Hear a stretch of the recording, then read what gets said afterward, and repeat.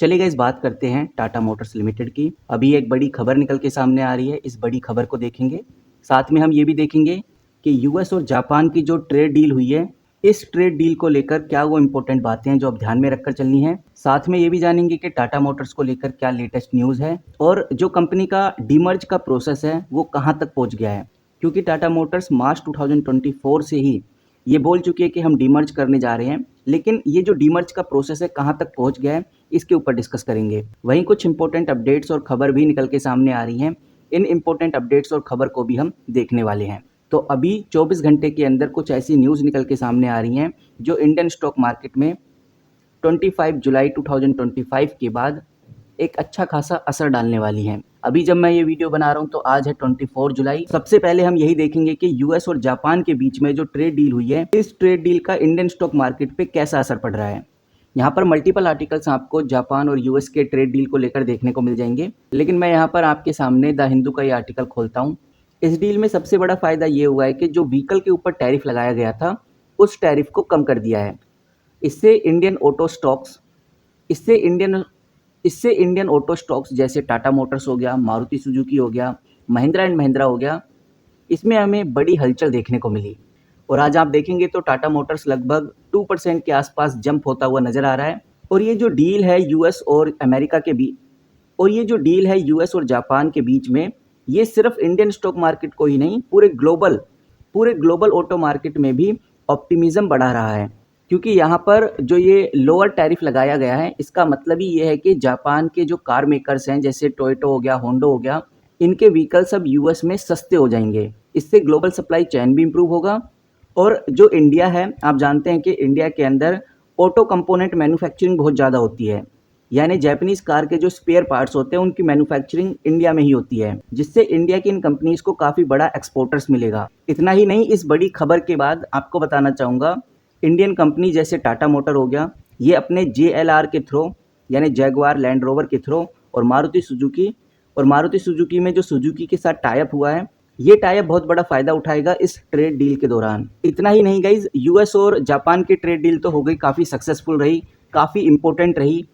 Trump का भी यही कहना है कि जितनी भी अभी तक डील हुई है उसमें से सबसे शानदार डील जापान के साथ हमने की है। और जब से यूएस और जापान की डील की बात आ रही है सामने, न्यूज़ निकल के सामने आ रही है, तब से ही इंडिया और यूएस के ट्रेड डील को लेकर भी काफ़ी ज़्यादा फोकस बढ़ गया है।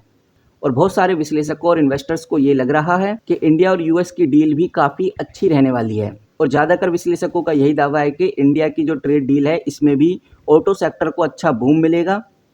स्पेशली जो लग्जरी व्हीकल्स हैं जैसे JLR हो गया, टाटा का JLR, उसको अच्छा ग्रोथ मिल सकता है। तो इंडियन ऑटो कंपनीज खासकर टाटा मोटर्स अपने JLR के थ्रू और महिंद्रा एंड महिंद्रा अपने SUV सेगमेंट से आगे बड़ा फ़ायदा उठाने वाले हैं। तो सबसे बड़ा और सबसे इम्पोर्टेंट कारण तो यही रहा है कि लोगों ने एक उम्मीद जता ली है कि अगर यूएस और जापान की ट्रेड डील इतनी सक्सेसफुल हुई है, इतनी अच्छी हुई है, तो इंडिया के साथ भी यूएस अच्छी डील करेगा, जिससे सबसे बड़ा फ़ायदा ऑटो सेक्टर की कंपनी टाटा मोटर्स और महिंद्रा एंड महिंद्रा को होने वाला है।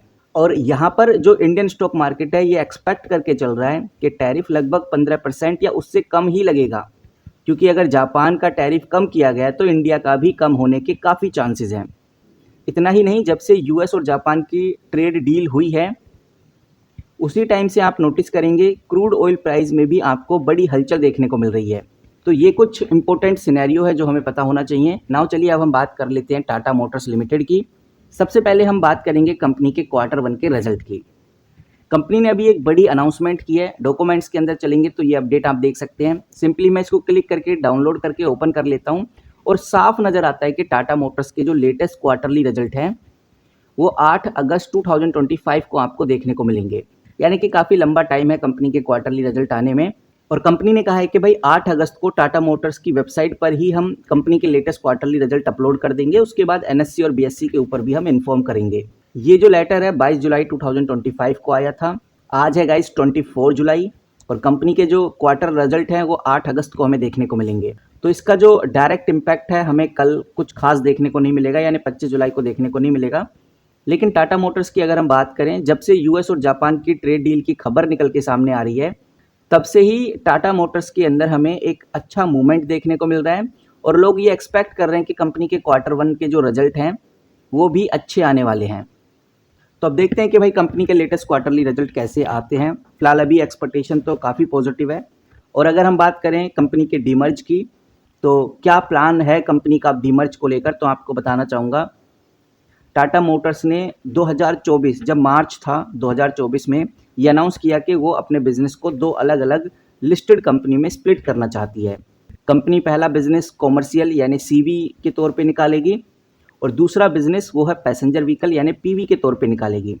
कॉमर्शियल व्हीकल्स में कंपनी ट्रक हो गए, बसेस हो गए और कुछ रिलेटिव इन्वेस्टमेंट्स हैं जो आपको देखने को मिलेंगे। इसी के साथ जो पैसेंजर व्हीकल हैं इसके अंदर कंपनी पैसेंजर कार हो गए, इलेक्ट्रिक व्हीकल्स हो गए, जैगुआर लैंड रोवर भी इसी के अंदर आएगा। तो ये दो बड़े सेगमेंट हैं जिसमें अब टाटा मोटर्स हमें स्प्लिट होता हुआ नज़र आने वाला है। और अगर हम करंट स्टेटस की बात करें तो शेयर होल्डर्स ने अप्रूवल तो दे दिया था, 6 मई 2025 को ही शेयर होल्डर्स ने अप्रूवल दे दिया था। और ये जो वोट कराई गई थी शेयर होल्डर्स की कि भाई कौन चाहते हैं कि डीमर्ज हो, कौन चाहते हैं कि ना हो, तो इसमें 99.99% जो वोट थे वो डीमर्ज के ही फेवर में थे। तो कहने का मतलब ये है कि डीमर्ज तो होगा। और अगर हम टाइमलाइन की बात करें तो डीमर्ज अक्टूबर से लेकर दिसंबर, यही 2025 की बात कर रहे हैं, अक्टूबर से लेकर दिसंबर के बिटवीन में आपको कभी भी देखने को मिल सकता है, कभी भी इसका अनाउंसमेंट हमें देखने को मिल सकता है। और जो इफेक्टिव डेट बताई जा रही है वो 1 अक्टूबर 2025 बताई जा रही है। हालांकि national company law of tribunal, जिसको NCLT बोलते हैं, यहाँ से अभी फाइनल ऑर्डर का वेट करना भी जो अगले कुछ वीक्स में हमें देखने को मिल जाएगा। और स्टॉक स्प्लिट की बात करें तो 1:1 की फॉर्म में हमें स्टॉक स्प्लिट होता हुआ नजर आएगा। फेस वैल्यू तो टाटा मोटर्स की 2 रुपये है जो आप क्लियरली देख सकते हैं। बाकी कंक्लूजन पे आए तो एक बात समझ में आ रही है कि जो डीमर्ज का प्लान है अभी ऑन ट्रैक है और लगभग अक्टूबर 2025 तक कंप्लीट होने की काफ़ी उम्मीद है। और 25 जुलाई यानी कि कल टाटा मोटर्स के स्टॉक पे इसका डायरेक्ट इम्पैक्ट हमें देखने को नहीं मिलेगा। लेकिन ऑटो सेक्टर में पॉजिटिविटी है, पॉजिटिव सेंटीमेंट्स की वजह से, Q1 के रिजल्ट बजिंग की वजह से स्टॉक में इंटरेस्ट अभी भी बना हुआ है। और इसी वजह से ये आज के दिन काफ़ी एक्टिव या मोस्ट एक्टिव स्टॉक्स की लिस्ट में काउंट किया जा रहा है, क्योंकि 5 दिन में टाटा मोटर्स कमाल की तेजी दिखा चुका है। अब आपका क्या मानना है इस कंपनी के रिगार्डिंग, कमेंट करके जरूर बताइए। फिलहाल इस वीडियो में इतना ही, मिलते हैं किसी नए वीडियो के साथ, तब तक के लिए take care and good bye.